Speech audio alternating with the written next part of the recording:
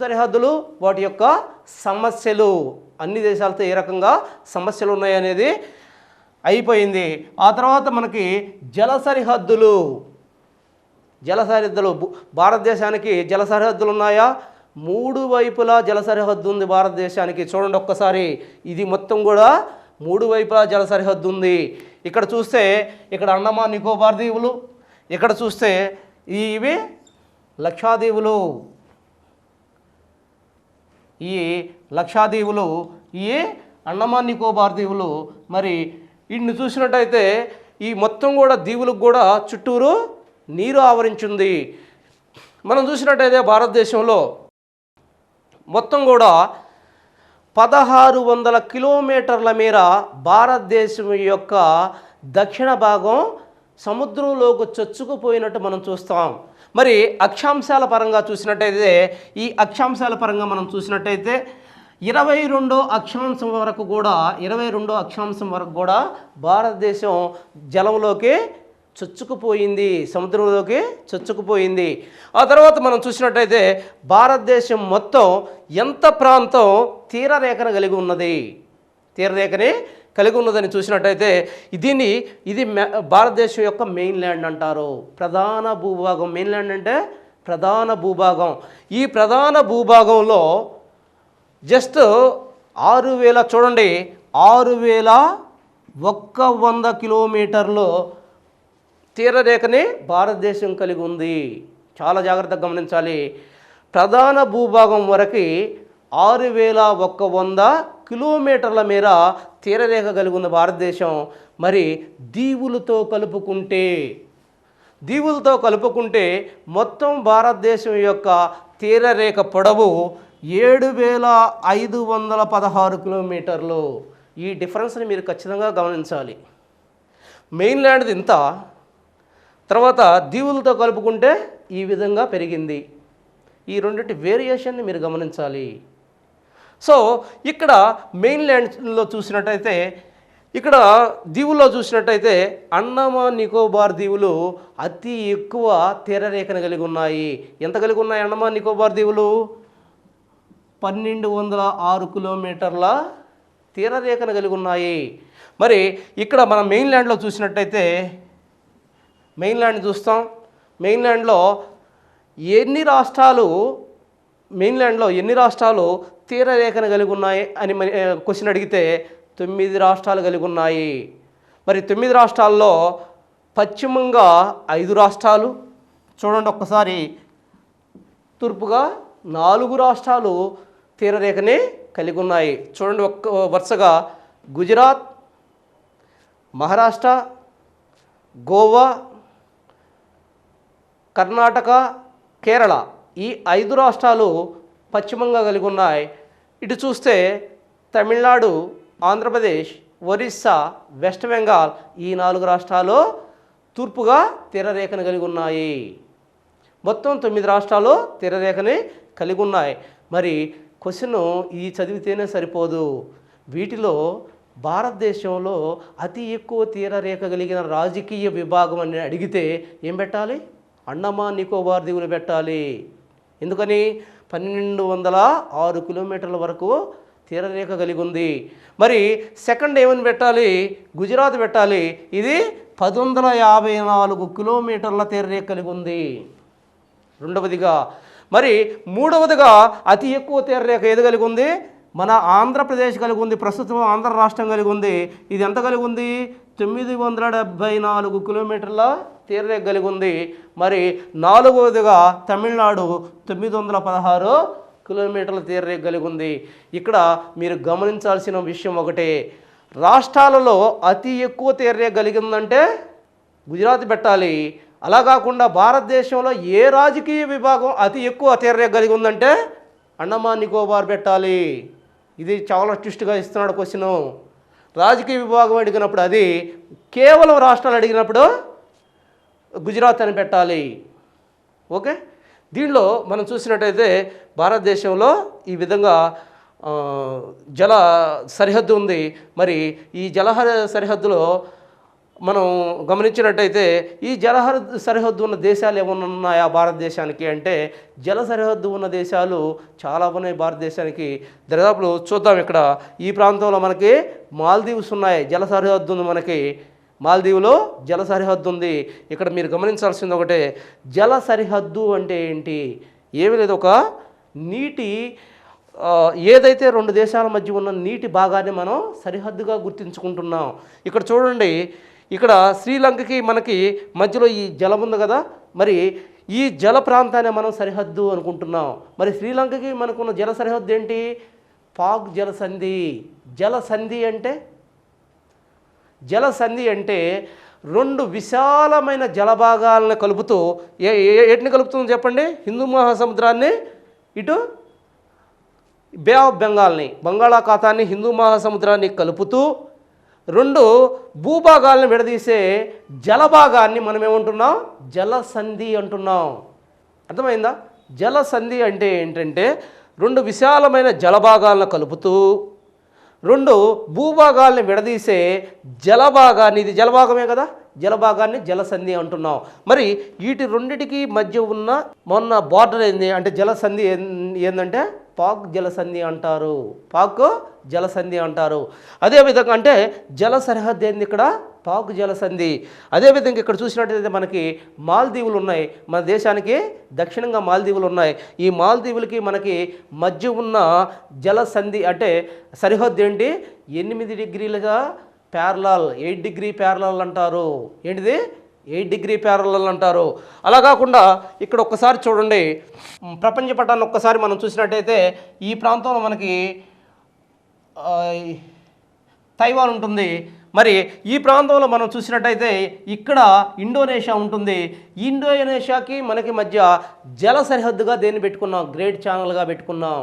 దేన్ని పెట్టుకున్నాం? గ్రేట్ ఛానల్గా పెట్టుకున్నాం. అలా కాకుండా ఇక్కడ మయన్మార్ ఉంది. మయన్మార్కి మనకి మధ్యలో ఏ ఛానల్ పెట్టుకున్నాం? ఇక్కడ మయన్మార్లో కోకో ఐలాండ్స్ ఉంటాయి. ఐలాండ్స్ అంటే దీవులు. ఈ కోకో ఐలాండ్స్కి మనకి మధ్య అంటే మైనవారికి మనకు మధ్య ఈ కోకో ఛానల్ అనేది ఒక సరిహద్దుగా పెట్టుకున్నాం. కోకో ఛానల్ అనేది సరిహద్దుగా పెట్టుకున్నాం. మళ్ళీ మీకు కన్ఫ్యూజన్ లేకుండా చెప్తున్నాను, చూడండి ఒక్కసారి. దీనికి ఏదైతే శ్రీలంకకి మనకు మధ్య పాక్ స్ట్రైట్ అంటున్నాం, ఇక్కడ చూసినట్టయితే మాల్దీవులకి మనకు మధ్య 8 డిగ్రీ ప్యారలల్ అంటున్నాం, ఇక్కడ చూసినట్టయితే మయన్మార్కి మనకు మధ్య కోకో ఛానల్ అంటున్నాం. అలా కాకుండా ఏదైతే ఇండోనేషియాకి మనకు మధ్య గ్రేట్ ఛానల్ అంటున్నాము. గ్రేట్ ఛానల్స్ అంటే ఏం లేదు, నీటి రహదారులు. రెండు దేశాలకు మధ్య ఉన్న నీటి రహదారులే ఛానల్ అంటున్నాం. అక్కడ భూమి కాకుండా ఆ రెండింటి మధ్య జలం ఉంటుంది. ఆ జలాన్నే మనం సరిహద్దుగా గుర్తిస్తున్నాం. ఈ రకంగా అనేక రకమైన సరిహద్దులు ఉన్నాయి. మరి ఈ సరిహద్దు విషయంలో ఏదైనా సమస్యలు ఉన్నాయా? మనకి శ్రీలంకకు కానీ మనం చూసినట్టయితే యాక్చువల్గా మనకి 3 రకాల సరిహద్దులు ఇక్కడ కనిపిస్తాయి శ్రీలంకలో. ఇందాక మనం పాక్ స్ట్రైట్ అనుకున్నాం, కానీ రెండోది మన్నార్ సింధు శాఖ. ఈ రెండు కూడా జల సరిహద్దులు. ఇంకొకటి భూ సరిహద్దు కూడా ఉంది. ఏంటిది? ఆడమ్స్ బ్రిడ్జ్ అంటారు. ఆడమ్స్ బ్రిడ్జ్ అంటారు. ఈ 3 కూడా దీనిలో సరిహద్దులే. ఆడమ్స్ బ్రిడ్జి ఎక్కడి నుంచి ఎక్కడి వరకు ఉందని అడుగుతున్నాడు, చాలా ఇంపార్టెంట్. ఎక్కడి నుంచి ఎక్కడి వరకు ఉంది? తమిళనాడులోని ధనుష్కోటి నుంచి, ఆ తర్వాత శ్రీలంకలోని తలైమన్నార్ వరకు ఇది విస్తరించి ఉంది. ఆనాటి కాలంలో శ్రీరాముడు దీన్ని నిర్మించాడనే ఒక కథనం కూడా ఉంది. మరి రీసెంట్గా ఇక్కడ ఏం చేస్తున్నారు ప్రభుత్వం? సేతు సముద్రం కెనాల్ అనే దాన్ని ఏర్పాటు చేయాలనుకుంటున్నారు. ఈ ఆడమ్స్ బ్రిడ్జిని పడగొట్టాలనుకుంటున్నారు.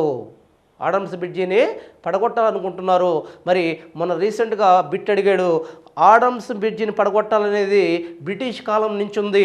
మరి రీసెంట్గా గవర్నమెంట్ ప్రపోజ్ చేసినప్పుడు ఏ ఒక్క రాష్ట్రం దానికి సపోర్ట్ చేసింది? అన్ని రాష్ట్రాలు, భారతదేశంలో అన్ని రాష్ట్రాలు దాన్ని వ్యతిరేకించాయి. గవర్నమెంట్కి వ్యతిరేకంగా ఒకే ఒక్క రాష్ట్రం దానికి సపోర్ట్ చేసింది. ఏ రాష్ట్రం చెప్పగలరా? తమిళనాడు రాష్ట్రం దాన్ని, ఒకే ఒక రాష్ట్రం దాన్ని సపోర్ట్ చేసింది. సో ఈ రకంగా శ్రీలంకకి మనకున్న సమస్యలు ఉన్నాయి. మరి శ్రీలంకకి మనకున్న సమస్యలు, ముఖ్యమైన సమస్య కచాతీవు దీవులు. కచాల్ దీవులు కాదు, కచాతీవు దీవులు. మరి ఈ కచాతీవు దీవుల్ని మరి రీసెంట్గా 1970లో వాళ్ళకి ఇచ్చేయడం వల్ల భారతదేశం శ్రీలంకకు దానం చేసింది. దాంతో సమస్య పరిష్కరించబడింది.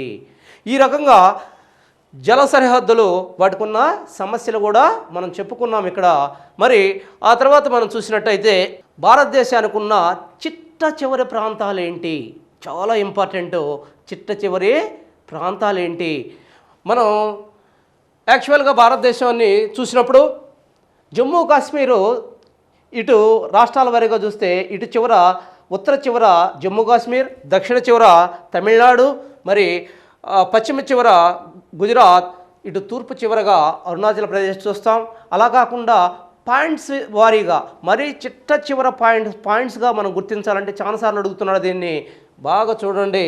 ఉత్తర చివర ప్రాంతం, దక్షిణ చివరి ప్రాంతం, పశ్చిమ చివరి ప్రాంతం, తూర్పు చివరి ప్రాంతం గుర్తుపెట్టుకోవాలి. ఉత్తర చివరి ప్రాంతం ఈ ప్రాంతంలో ఉంటుంది. దాన్ని ఇందిరా పాస్ లేదా ఇందిరా కాల్ అంటారు. ఏమంటారు? ఇందిరా కాల్ అంటారు. జస్ట్ ఇందిరా కాల్ అని బిట్టు చదివితే సరిపోదు. అది ఎక్కడుంటుంది? ఇక్కడున్న కారాకోరం అనే ఒక పర్వత వ్యవస్థ ఉంది ఇక్కడ. ఆ పర్వత వ్యవస్థ మీద ఇందిరా కాల్ లేదా ఇందిరా పాస్ అనే దాని దగ్గరలో ఉన్నదాన్నే మనం ఇందిరా కాల్ అంటున్నాము. దాన్నే కిలిక్ దావన్ పాస్ ఏమంటున్నారు? Killick Dhawan pass. మరి ఈ కిలిక్ దావన్ పాస్ దగ్గర ఉన్న ఈ పాయింట్ని మనం ఏమంటున్నామంటే ఇందిరా కాల్ లేదా ఇందిరా పాస్ అంటున్నాం. ఇదే ఉత్తర చివర ప్రాంతం, జాగ్రత్తగా గుర్తుపెట్టుకోవాలి. మరి దక్షిణ చివర ప్రాంతం ఏంటి? దక్షిణ చివర ప్రాంతం మెయిన్ ల్యాండ్లో అయితే మనం ఏమి గుర్తిస్తున్నాం? Cape of Cameroon. ఇది ఏదైతే ఉందో ఈ ప్రాంతంలో దక్షిణ చివర అగ్రానంగా మనం దేనికి గుర్తిస్తున్నాం? కేప్ ఆఫ్ కెమెరూన్ ప్రాంతాన్ని గుర్తిస్తున్నాం. దీన్నే మనం ఏమంటున్నాం? తమిళనాడు యొక్క కన్యాకుమారి అగ్రము, కన్యాకుమారి యొక్క అగ్ర ప్రాంతంగా మనం గుర్తిస్తున్నాం. అలా కాకుండా భారతదేశాన్ని మొత్తానికి కానీ మనం చూసినట్టయితే ఇక్కడ ఏదైతే అండమాన్ నికోబార్ ఉందో నికోబార్ దీవుల యొక్క చివరి ఐలాండ్గా అంటే దీవుగా గుర్తించబడ్డ పెద్ద దీవి దాన్ని ఏమంటున్నాం? గ్రేటర్ నికోబార్ అంటున్నాం. ఇక్కడ చూడండి ఒక్కసారి. ఈ గ్రేటర్ నికోబార్లో ఈ చివరగా ఉన్న పాయింట్ని మనం దక్షిణ చివరి పాయింట్గా మనం గుర్తిస్తున్నాం. దాన్ని ఏమంటున్నారు? పిగ్మేలియన్ పాయింట్ లేదా పారసన్ పాయింట్ లేదా ఇందిరా పాయింట్. ఏ పాయింట్లు అంటున్నాం? పారసన్ పాయింట్ లేదా పిగ్మేలియన్ పాయింట్ లేదా ఇందిరా పాయింట్గా మనం పేర్కొంటున్నాము. ఇన్ని 3 రకాలుగా పేర్కొంటున్నాం. అయితే 2004లో వచ్చిన సునామీ తాకిడికి ఈ పాయింట్ నాశనమైపోయింది ప్రస్తుతం. అది కూడా గుర్తుంచుకోవాలి. ఆ తర్వాత వెస్టర్న్గా చూసినట్టయితే, పశ్చిమంగా చూసినట్టయితే అంటే పశ్చిమ చివరగా ఉన్న పాయింట్ పేరేంది? ధార్కా. చాలా జాగ్రత్తగా గుర్తుపెట్టుకోవాలి. పశ్చిమ చివరగా ఉన్న పాయింట్ని ధార్కా అంటున్నాం. ఇది ఎక్కడ ఉంది? రాణ్ ఆఫ్ కచ్ ప్రాంతంలో ఉంది. రాణ్ ఆఫ్ కచ్ ప్రాంతంలో ఉంది. ఇటు తూర్పుగా చూసినట్టయితే కిచుతు లేదా కిముతు, కిచుతు లేదా కిముతు అంటున్నాం. ఇది అరుణాచల్ ప్రదేశ్లో ఈ ప్రాంతంలో మనకు కనిపిస్తూ ఉంది. ఈ రకంగా 4 రకాల పాయింట్స్ని మనం గమనించడం జరిగింది. ఆ తర్వాత మనం చూసినట్టయితే దీవులు, భారతదేశం యొక్క దీవులు. భారతదేశానికి ఎన్ని దీవులు ఉన్నాయి, అవి ఎక్కడ విస్తరించి ఉన్నాయి అనేది చాలా ఇంపార్టెంట్. మరి అసలు దీవులు అనేది చాప్టర్ వచ్చినప్పుడు మనం దీవి అనేది ఏంటి అనేది మనం తెలుసుకోవాలి. దీవి అనేదాన్ని మనం చూసినట్టయితే దీవి అనగా ఒక భౌగోళిక ప్రాంతం, ఏదైనా భౌగోళిక ప్రాంతం తన చుట్టూ నీటిని ఆవరించి ఉంటుందో లేదా నీటిని కలిగి ఉంటుందో దాన్ని మనం దీవిగా చెప్పుకుంటున్నాం. మరి దీవులుగా చెప్పుకుంటున్నప్పుడు ప్రపంచంలో మొత్తం ఎన్ని దీవులు ఉండొచ్చని అంచనా వేయబడ్డాయంటే 5,000 చిల్లర దీవులు ఉన్నట్టుగా అంచనా వేయబడ్డాయి. వీటిలో పసిఫిక్ మహాసముద్రంలో అత్యధికంగా దీవులు ఉన్నాయనుకుంటున్నారు. మరి దీవులన్నీ కూడా ఒక సమూహంగా ఉంటే దాన్ని మనం ఆర్చిపెలాగో అంటున్నాము. ఏమంటున్నాం? ఆర్చిపెలాగో. దీవుల సమూహాన్ని ఆర్చిపెలాగో అంటున్నాం. ప్రపంచంలో అతిపెద్ద ఆర్చిపెలాగోగానే ఏ దేశాన్ని మనం చెప్తున్నాం? ఇండోనేషియాని. దరిదాపులు అనేక వేల దీవుల సమాహారంగా ఇండోనేషియా అని చెప్తున్నారు కాబట్టి అతిపెద్ద దీవుల సమూహంగా ఆర్చిపెలాగోగా ఇండోనేషియాను గుర్తించాం. మరి రెండవ పెద్ద ఆర్చిపెలాగోగా ఫిలిప్పీన్స్ని మనం గుర్తించడం జరిగింది. మరి భారతదేశంలో చూసినట్టయితే భారతదేశం మొత్తంలో కూడా 247 దీవులు ఉన్నాయి. వీటిలో భారతదేశంలో ఒక్కసారి ఇటు చూడండి. భారతదేశానికి ఈ ప్రాంతంలో ఉన్న దీవుల సమూహాన్ని అండమాన్ నికోబార్ అంటున్నాం. ఈ ప్రాంతంలో ఉన్న దీవుల సమూహాన్ని మనం లక్షద్వీపులుగా పేర్కొంటున్నాం. భారతదేశంలో ఇవి చాలా ఇంపార్టెంట్ దీవుల సమూహాలు. అటు చూసినట్టయితే మొత్తం భారతదేశంలో 247 దీవులు అంటున్నాం. 247లో మనకి బంగాళాఖాతంలో 204 దీవులు, తక్కినవి అరేబియా సముద్రంలో ఉన్నాయి. అంతేకాకుండా కొన్ని ఆఫ్షోర్ దీవులు ఉన్నాయి. ముఖ్యంగా ఏదైతే ఈ ప్రాంతంలో శ్రీలంకకి మనకు మధ్య ధనుష్కోటి అని కొన్ని ఆఫ్షోర్ దీవులు ఉన్నాయి. ఇక్కడ చూస్తే ఇక్కడ మహారాష్ట్ర దగ్గర ఏదైతే బాంబే ఉందో అక్కడ సాల్సెట్టి అనే ఒక దీవు ఉంది. ఆ తర్వాత గుజరాత్ దగ్గర అలియాబాట్ అనే ఒక దీవు ఉంది. వీటిని తప్పిస్తే తక్కినవన్నీ కూడా ఈ దీవుల సమూహాల్లోనే ఉన్నాయి. మొత్తం 247 దీవుల్లో 204 మళ్ళీ గుర్తుంచుకోవాలి బే ఆఫ్ బెంగాల్లోనూ, మిగిలినవి అరేబియా సముద్రంలోని కొద్దిగా మాత్రమే ఆఫ్షోర్ దీవులుగా ఉన్నాయి. వీటిలో చూసినట్టయితే ఇక్కడ మనం చూస్తున్నాం అండమాన్ నికోబార్ దీవులు. ఈ అండమాన్ నికోబార్ దీవులు అనేవి బాగా గుర్తుపెట్టుకోండి, అగ్నిపర్వత ఉద్భేదిత దీవులుగా చెప్పవచ్చు. అగ్నిపర్వత ఉద్భేద దీవులు అంటే అగ్నిపర్వతాలు బ్రద్దలైనందువల్ల భూమిలో నుండి ఏర్పడ్డ దీవులుగా చెప్తున్నారు వీటిని. ఎందుకని? భారతదేశంలో ఈ ప్రాంతంలోనే అగ్నిపర్వతాలు ఉన్నాయి. ఉన్న 2 అగ్నిపర్వతాలు భారతదేశంలో ఈ ప్రాంతంలోనే మనకు కనిపిస్తాయి కాబట్టి వీటిని అగ్నిపర్వత ఉద్భేదిత దీవులు అన్నారు. మరి ఇక్కడ కూడా మీరు ఒకటి గమనించాలి, ఖచ్చితంగా వీటి లొకేషన్ గుర్తుపెట్టుకోవాలి. లొకేషన్ చూడండి ఒక్కసారి. ఈ కింద 6 డిగ్రీల 45 సెకండ్ల ఉత్తర అక్షాంశము నుండి అది 13 డిగ్రీల 45 సెకండ్ల ఉత్తర అక్షాంశము మధ్యలో విస్తరించున్నాయి. అదేవిధంగా ఇక్కడ ఇటు నుంచి ఇటు ఎంతవరకు విస్తరించున్నాయంటే 92 డిగ్రీల 10 సెకండ్ల నుండి ఈస్ట్ రేఖాంశం నుండి ఇక్కడ 94 డిగ్రీల 15 సెకండ్ల ఈస్ట్ రేఖాంశం. ఈ ఈస్ట్ నార్త్ అనేది చాలా జాగ్రత్తగా గుర్తుపెట్టుకోవాలి. చూడండి ఒక్కసారి. 6 డిగ్రీలు ఎక్కడి నుంచి 6 డిగ్రీల 45 సెకండ్ల నార్త్ రేఖాంశం నుంచి 13 డిగ్రీల 45 డిగ్రీల నార్త్ రేఖాంశం మధ్యలోను, అదేవిధంగా 92 డిగ్రీల 10 సెకండ్ల ఈస్ట్ రేఖాంశం నుండి, ఇది అక్షాంశం, ఇది రేఖాంశం నుండి 94 డిగ్రీల 15 సెకండ్ల ఈస్ట్ రేఖాంశం మధ్యలో విస్తరించున్నాయి. ఈ విస్తరణ జాగ్రత్తగా గుర్తుపెట్టుకోవాలి. ఇక్కడ మనం చూసినట్టయితే ఈ అండమాన్ నికోబార్ దీవులు అనేవి ఇవి ఒక చాపాకారంలో ఉంటాయి. చాపాకారం అంటే జస్ట్ కర్వ్గా ఉంటాయి, కొంచెం అర్ధచంద్రాకారంలో ఉన్నట్టు ఈ రకంగా ఉంటాయి. సో వీటిని మనం చూసినట్టయితే వీటిల్లో అండమాన్ సముదాయము, నికోబార్ సముదాయం అని రెండిటిగా వర్గీకరించవచ్చు. చూడండి, ఇక్కడ దాకా అండమాన్ సముదాయం, ఇక్కడ దాకా ఇది 10 డిగ్రీ ఛానల్. ఏ ఛానల్ అండమాన్ సముదాయాన్ని నికోబార్ సముదాయాన్ని విభజిస్తుంది? 10 డిగ్రీ ఛానల్. జాగ్రత్తగా గుర్తుపెట్టుకోవాలి. ఈ ఛానల్స్ చాలా జాగ్రత్తగా గుర్తుపెట్టుకోవాలి. 10 డిగ్రీ ఛానల్లో ఈ 2 సమూహాలని విభజిస్తుంది. ఇప్పుడు అండమాన్ సముదాయాన్ని తీసుకుందాం, తర్వాత నికోబార్ సముదాయాన్ని చదువుదాం. ఫస్ట్ అండమాన్ సముదాయాన్ని తీసుకుందాం. అండమాన్ సముదాయాన్ని తీసుకున్నప్పుడు అండమాన్ సముదాయంలో కూడా మళ్ళా మనము రెండిటిగా విభజించవచ్చు. ఎలా విభజించవచ్చు? ఈ మొత్తం కలిపి దీన్ని గ్రేటర్ అండమాన్ అంటున్నాం. ఏమంటున్నాం? గ్రేటర్ అండమాన్. ఆ తర్వాత దీన్ని లిటిల్ అండమాన్. ఇది గ్రేటర్ అండమాన్, ఇది లిటిల్ అండమాన్. ఈ రకంగా అండమాన్ని మళ్ళీ మనం రెండుగా విభజిస్తున్నాం. చూడండి, ఇక్కడ అండమాన్, దీన్ని గ్రేటర్ అండమాన్, లిటిల్ అండమాన్గా విభజిస్తున్నాం. ఇదంతా గ్రేటర్ అండమాన్, ఇది లిటిల్ అండమాన్గా విభజిస్తున్నాం.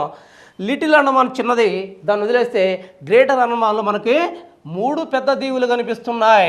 ఒకటి నార్థన్ అండమాన్, గ్రేటర్ అండమాన్లో మనకి northern Andaman, 2 middle Andaman, 3 southern Andaman. 3 కనిపిస్తున్నాయి. చూడండి, నేను రాశాను ఇక్కడే. ఇదిగో నార్థన్ అండమాన్, ఇది మిడిల్ అండమాన్, ఇది సదరన్ అండమాన్. ఈ మూడింటిని కలిపి గ్రేటర్ అండమాన్ అంటున్నాం. మరి వీటిల్లో ఈ మొత్తంలో అండమాన్ దీవుల్లో అతి పెద్ద దీవేది, అతి చిన్న దీవేది? అతి పెద్ద దీవి వచ్చేసి ఏది? ఇది మిడిల్ అండమాన్. గుర్తుపెట్టుకోండి ఇప్పుడు కూడా, మిడిల్ అండమాన్. ఇక్కడ ఒక్కొక్క దీవిని మనం తీసుకుందాం. నార్థన్ అండమాన్. ఏంది నార్థన్ అండమాన్ యొక్క ప్రత్యేకత? అండమాన్ నికోబార్ దీవుల్లో నార్త్గా ఉండే దీవి ఏదైనా అడిగితే నార్థన్ అండమాన్ అని చెప్పాలి.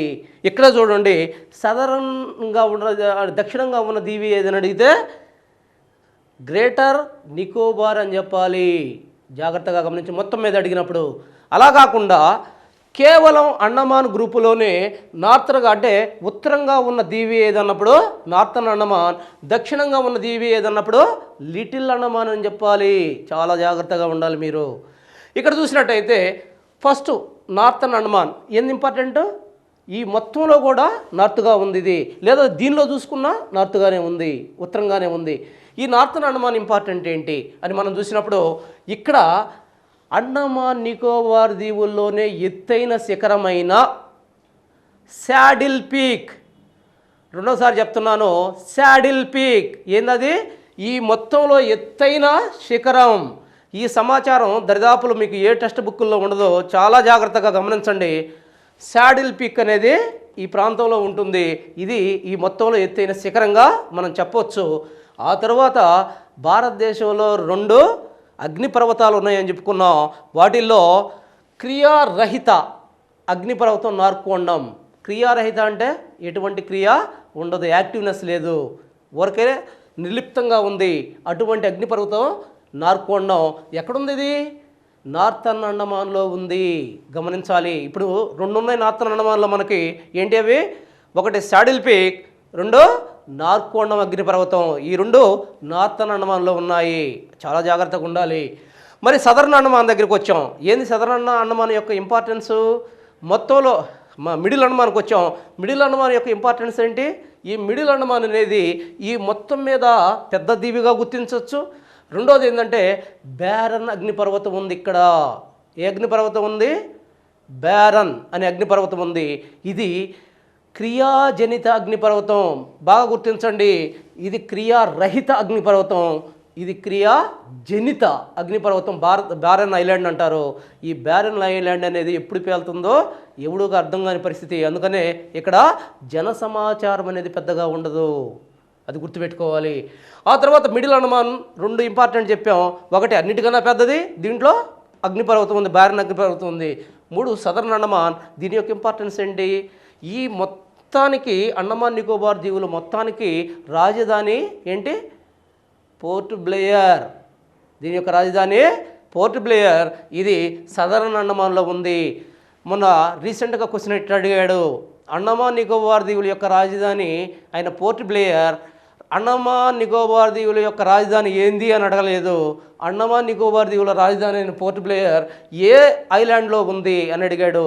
సదరన్ ఐలాండ్లో ఉంది, సదరన్ అండమాన్లో ఉంది. జాగ్రత్తగా గమనించాలి. అయితే ఇక్కడ లిటిల్ అండమాన్, దీని యొక్క ఇంపార్టెన్స్ ఏం లేదు పెద్దగా. అయితే ఇక్కడ గమనించాల్సింది ఏంటంటే ఈ మూడింటిని కలిపి గ్రేటర్ అండమాన్ అంటున్నాం. గ్రేటర్ అండమాన్కి లిటిల్ అండమాన్కి మధ్య ఉన్న సరిహద్దు ఛానల్ ఏంది? మధ్య ఉన్న పాస్ ఏంది? Duncan pass. ఇది కూడా చాలాసార్లు అడిగాడు. ఏంటిది అది? Duncan pass. మరి ఆ తర్వాత వచ్చేసి కార్నికోబార్. ఆ తర్వాత దీంతో మనకి అండమాన్, ఇది అండమాన్ సమూహము. ఈ అండమాన్ సమూహము అయిపోయింది. ఆ తర్వాత అండమాన్ సమూహం ఇక్కడ దాకా ఉంది. ఇదంతా కూడా నికోబార్ సమూహం. మరి అండమాన్ సమూహాన్ని నికోబార్ సమూహాన్ని 10 డిగ్రీ ఛానల్లో వేరు చేస్తూ ఉంది. ఏ ఛానల్ ఈ 2 సమూహాలని వేరు చేస్తూ ఉంది అంటాడు? 10 డిగ్రీ ఛానల్లో ఈ 2 సమూహాలను వేరు చేస్తుంది. ఇక్కడ మనం చూసినట్టయితే ఇక్కడ నికోబార్ సమూహం అంటున్నాం. నికోబార్ సమూహాన్ని మరలా మనం రెండుగా విభజించవచ్చు. నికోబార్ని మనం చూసినట్టయితే మరలా రెండుగా విభజించవచ్చు. గ్రేటర్ నికోబార్, కార్ నికోబార్, కమౌటా, కచల్, ట్రంకోటా, ఇవన్నీ కూడా దీంట్లో దీవులుగా మనం చెప్పొచ్చు. తర్వాత లిటిల్ నికోబార్, ఇవన్నీ కూడా దీంట్లో ఇదిగా చెప్పొచ్చు. ఇక్కడ చూసినట్టయితే ఈ సమూహం ఏదైతే నికోబార్ సమూహం ఉందో ఇక్కడ ఫస్ట్ గమనించాల్సింది, నికోబార్ సమూహంలో ఉత్తరంగా ఉన్న ఐలాండ్ ఏంది? కార్ నికోబార్. దక్షిణంగా ఉన్న ఐలాండ్ ఏంది? గ్రేటర్ నికోబార్. వీటిల్లో పెద్ద ఐలాండ్ ఏంది? గ్రేటర్ నికోబార్. చిన్న ఐలాండ్ ఏంది? పులోమావి దీవి. ఏందివి? పులోమి దీవి. పెద్దది గ్రేటర్ నికోబార్ కాగా చిన్నది పులోమి దీవి. ఇక్కడ చూసినట్టయితే అంటే ఈ సమూహం వరకు ఉత్తరంగా ఉన్న ఐలాండ్ ఏంది? కార్ నికోబార్. దక్షిణంగా ఉన్న ఐలాండ్ గ్రేట్ నికోబార్. ఇక్కడ చూసినట్టయితే కార్ నికోబార్ లిటిల్ అండమాన్కు మధ్య ఉన్న ఛానల్ ఏంటి?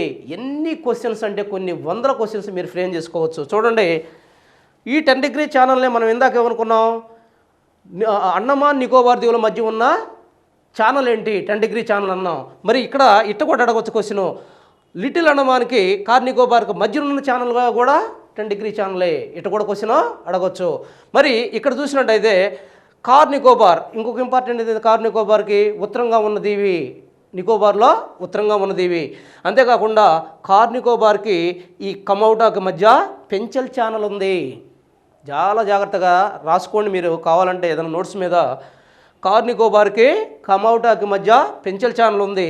మరి కమౌటా కచల్కి మధ్య, కచల్ దీవులకి తర్వాత లిటిల్ నికోబార్ దీవికి మధ్యలో సోంబ్రేరీ ఛానల్ ఉంది. సోంబ్రేరీ ఛానల్ ఉంది. మరి అదే కాకుండా లిటిల్ నికోబార్కి ఆ తర్వాత గ్రేటర్ నికోబార్కి మధ్య ప్రైజ్ ఛానల్ ఉంది. దీన్నే సెయింట్ జార్జ్ ఛానల్ అని కూడా అంటారు. ఏ ఛానల్ అంటారో? సెయింట్ జార్జ్ ఛానల్ అని కూడా అంటారు. దాని కిందగా యాక్చువల్గా ఉన్న గ్రేట్ నికోబార్ ఉంది. ఇది పెద్ద దీవి. మరి దీనికి ఇక్కడ ఇండోనేషియాకి మధ్యలో ఉన్న ఛానల్ని గ్రేట్ ఛానల్ అంటున్నాము. ఇండోనేషియాకి మధ్యలో ఉన్న ఛానల్ని గ్రేట్ ఛానల్ అంటున్నాం. ఈ గ్రేట్ నికోబార్కి కింద భాగాన్నే భారతదేశానికి దక్షిణ చివర పాయింట్ అయిన ఇందిరా పాయింట్ లేదా పిగ్మేలియన్ పాయింట్ లేదా పార్సనాథ్ పాయింట్ అనే పాయింట్ ఈ ప్రాంతంలో ఉన్నది.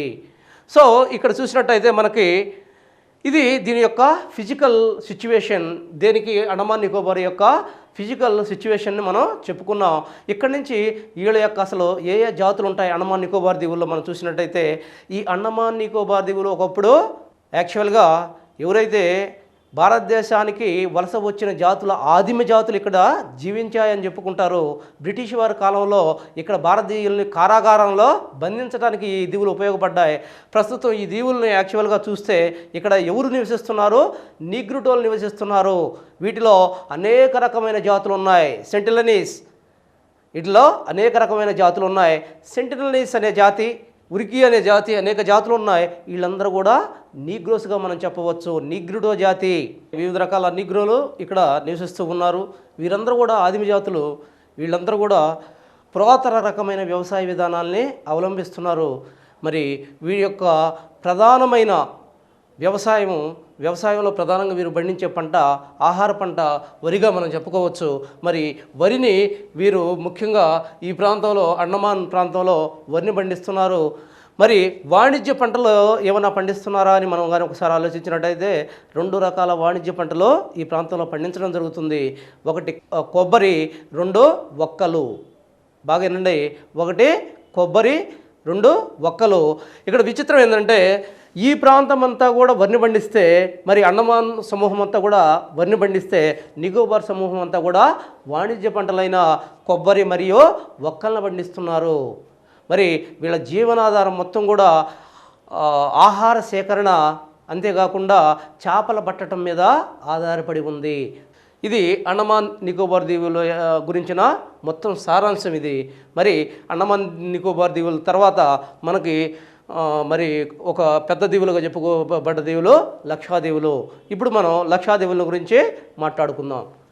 భారతదేశంలోని అతిపెద్ద దీవులుగా ఇంతకుముందు అండమాన్ నికోబార్ దీవుల గురించి మనం చర్చించాం. రెండవ అతిపెద్ద దీవులుగా లక్షద్వీపుల గురించి ఇప్పుడు కంప్లీట్గా దీని గురించి చర్చిస్తున్నాం. లక్షద్వీపులు మనం చూసినట్టయితే భారతదేశం యొక్క నైరుతి ప్రాంతంలో అరేబియా సముద్రంలో ఇవి ఏర్పడి ఉన్నాయి. ఇవి కేరళ నుంచి చూసినట్టయితే 300 కిలోమీటర్ల మేర, కేరళకి 300 కిలోమీటర్ల మేర అంటే చూడండి ఒక్కసారి. ఇది కేరళ అయితే ఇది కేరళ ప్రాంతం. మరి ఈ కేరళ ప్రాంతానికి ఇవి జస్ట్ 300 కిలోమీటర్ల మేర విస్తరించి ఉన్నాయి. మరి వీటిని చూసినట్టయితే భారతదేశంలో అతిపెద్ద ప్రవాళ దీవులుగా వీటిని చెప్పుకోవచ్చు. ప్రవాళ దీవులు గుర్తుపెట్టుకోవాలి. అండమాన్ నికోబార్ దీవులు మనం అగ్నిపర్వత ఉద్భేద దీవులు ఉన్నాం, వీటిని ప్రవాళ దీవులు అంటున్నాం. ప్రవాళ దీవులు అంటే ఏంటి? ఏ అయితే సముద్రంలో కొన్ని పురుగుల్లాంటి ఒక జీవులు ఉంటున్నాయి, చిన్న చిన్న పురుగుల్లాగా, వాటిని ప్రవాళాలు అంటారు. ఆ ప్రవాళాలు వాటి యొక్క పైన కాల్షియం కార్బోనేట్తో ఏర్పడబడ్డ ఒక పెంకు ఉంటుంది. ఇవి చనిపోయేటప్పుడు కొన్ని లక్షలు ఒక సమూహాలుగా వచ్చేసి ఒక ప్రాంతంలో కూడి చనిపోతాయి. మరి చనిపోయినప్పుడు ఆ పెంకులన్నీ కలిసి ఒక ముద్దగా మారి అవి సముద్రం అడుగున నిక్షేపణం అవుతాయి. సంవత్సరాల తరబడి ఒకే ప్రాంతంలో అవి చనిపోతాయి. కాబట్టి ఆ యొక్క ముద్దలో ఒకదాని మీద ఒకటి లేయర్స్గా ఏర్పడి ఒక దీవులుగా పైకి ఆవిర్భవించాయి. వీటిని మనం ప్రవాళ దీవులు అంటున్నాము. ప్రపంచంలో అతిపెద్ద ప్రవాళ దీవులు అనేకం ఉన్నాయి. ఆస్ట్రేలియా దగ్గర గ్రేట్ చాన్ అనేది అతిపెద్ద ప్రవాళ దీవుగా మనం చెప్పుకోవచ్చు. మరి భారతదేశంలో అతిపెద్ద ప్రవాళ దీవులుగా మనం చెప్పుకుంటుంది లక్షద్వీపులుగా మనం చెప్తున్నాం. మళ్ళీ ఒకసారి ఏనండి, ప్రపంచంలో అతిపెద్ద ప్రవాళ దీవి Great Barrier Reef in Australia. Great Barrier Reef in Australia.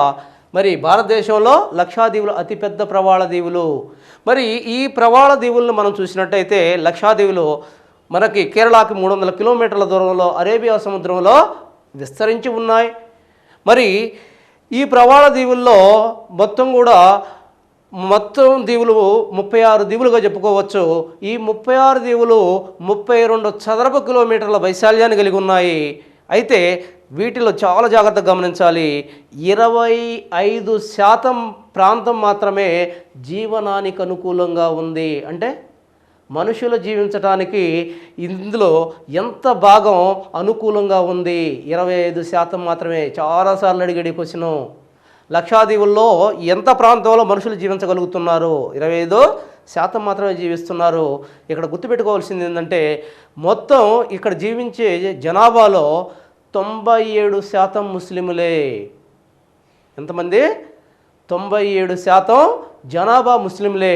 అంతేకాకుండా ఇంకొక ఇంపార్టెంట్ పాయింట్ ఏంటంటే ఇక్కడ ఈ ప్రాంతంలో యాక్చువల్గా షెడ్యూల్ ట్రైబ్స్ అనేది లేరు.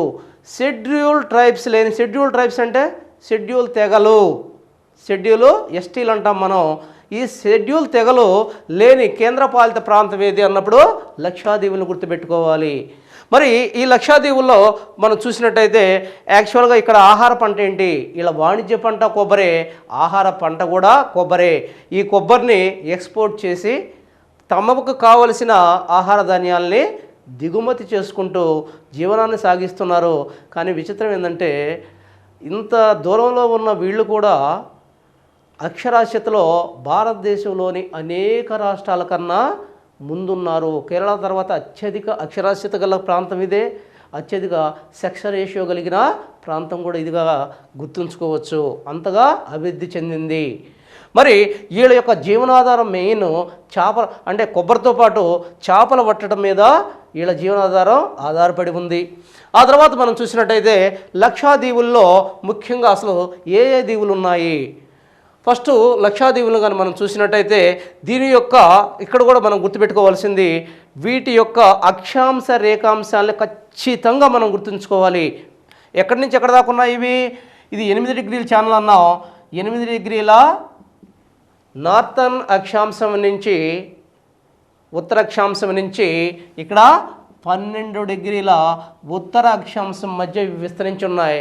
అదే రేఖాంశ పరంగా చూసినట్టయితే దీన్ని రేఖాంశం అంటాం. మరి రేఖాంశాల పరంగా చూసినట్టయితే ఇక్కడ 72 డిగ్రీల తూర్పు రేఖాంశం నుంచి 74 డిగ్రీల తూర్పు రేఖాంశం మధ్య విస్తరించి ఉన్నాయి. ఇది మీరు ఖచ్చితంగా బట్టి పట్టాలి. ప్రతిదానికి కూడా అక్షాంశ రేఖాంశాల మధ్య ఏ విధంగా అమరి ఉన్నాయి చాలా ఇంపార్టెంట్ ఇక్కడ. సో దాన్ని పక్కన పెడితే వీటిల్లో మా లక్షాదీవుల్లో ఉత్తరంగా ఉన్న దీవి ఏది? కోరాదీవి. దక్షిణంగా ఉన్న దీవి ఏది? మినిక్కాయ్ దీవి. క్వశ్చన్స్ దీని నుంచి కూడా ఒక 10-15 లేదా 20-25 క్వశ్చన్స్ మీరే తయారు చేసుకోవాలి. పెద్ద దీవి ఏది? చిన్న దీవి ఏది? దక్షిణంగా ఉన్న దీవి ఏది? ఉత్తరంగా ఉన్న దీవి ఏది? మరి ఇది వీటిల్లో ఏ దీవుల మధ్య ఇది 11 డిగ్రీ ఛానల్ ఉన్నది? గుర్తుపెట్టుకోండి. అమీన్ అగర్తీ దీవులకి కన్ననూరు దీవులకి మధ్య ఉన్న ఛానల్ ఏంది అని అడిగాడు ఇటీవల కాలంలో. ఏమని అడిగాడు? ఇక్కడ అమీన్ దీవులకి కన్ననూరు దీవులకు మధ్య ఉన్న ఛానల్ ఏంటి? 11 డిగ్రీ ఛానల్. జాగ్రత్తగా గమనించాలి. ఆ తర్వాత కవర్తే. ఏంటిది కవర్తే అనేది? ఇది లక్షాదీవుల యొక్క రాజధాని. లక్షాదీవుల రాజధాని అయిన కవర్తే ఏ దీవుల సమూహంలో ఉంది? చూడండి, క్లియర్గా కనిపిస్తుంది మీకు. ఏ దీవుల సమూహంలో ఉంది? కన్ననూరు దీవుల సమూహంలో ఉంది. ఏ దీవుల సమూహంలో ఉంది? ఇదంతా కన్ననూరు దీవుల సమూహం. ఈ కవరత్ అనేది దీని రాజధాని ఈ దీవుల సమూహంలో ఉంది. మరి ఇక్కడ 9 డిగ్రీ ఛానల్ లక్షాదీవుల్లోని ఏ దీవుల మధ్య ఉంది? ఇక్కడ సుహ్రేలీకి మినిక్కాయ్ దీవుల మధ్య ఉంది. ఏంటి మినిక్కాయ్ దీవి యొక్క ఇంపార్టెంట్? అతిపెద్ద దీవి, దక్షిణంగా ఉన్న దీవి కూడా ఇదే వీటిల్లో. అంతేకాకుండా మినిక్కాయ్ దీవి యొక్క ఇంకొక ఇంపార్టెంట్ ఏంటంటే 8 డిగ్రీ ఛానల్ దీని గుండా ప్రయాణిస్తూ ఉంది. 8 డిగ్రీ ఛానల్ దీని గుండా ప్రయాణిస్తూ ఉంది. ఏ దీవి గుండా 8 డిగ్రీ ఛానల్ ప్రయాణిస్తుందంటే మినిక్కాయ్ గుండా ప్రయాణిస్తూ ఉంది. అంతేకాకుండా ఏ దీవికి మాల్దీవులకు మధ్య 8 డిగ్రీ ఛానల్ ఉందంటే అది కూడా మినిక్కాయ్ దీవికి మధ్యలో.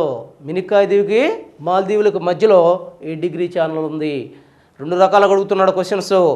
8 డిగ్రీ ఛానల్ ఏ దీవి గుండా ప్రయాణిస్తుంది? మినిక్కాయ్ దీవి గుండా. 8 డిగ్రీ ఛానల్ ఏ దీవికి మాల్దీవులకు మధ్యలో ఉంది? మినిక్కాయ్ దీవి. ఇది చాలా జాగ్రత్తగా మనం గమనించాలి.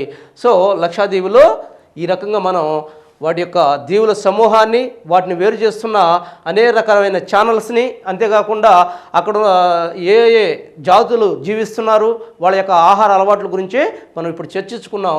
మరి ఈ విషయాలని మీరు జాగ్రత్తగా గమనించాలి. సో ఇప్పుడు మనం మొత్తం కూడా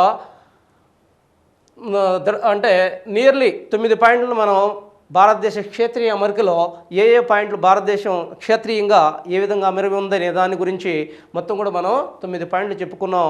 దాని యొక్క ఉనికి, వైశాల్యం, రాజకీయ విభాగాలు, అంతేకాకుండా దాని యొక్క భూ సరిహద్దులు, జల సరిహద్దులు, వాటి సమస్యలు, ఆ తర్వాత సరిహద్దు చివరి ప్రాంతాల గురించి, అంతేకాకుండా మన దీవుల గురించి కూడా లాస్ట్గా దీవుల గురించి కూడా మనం క్షుణ్ణంగా ఇక్కడ మనం చర్చించడం జరిగింది. మరి వీటి అన్నింటిని కూడా మీరు మ్యాప్ని ఆధారం చేసుకునేసి ఏదైతే మీ దగ్గర అట్లాస్ ఉంటుందో ఆ అట్లాస్ ఆధారంగా దీన్ని స్టడీ చేస్తే మీకు మంచి ఫలితాలు లభిస్తాయి.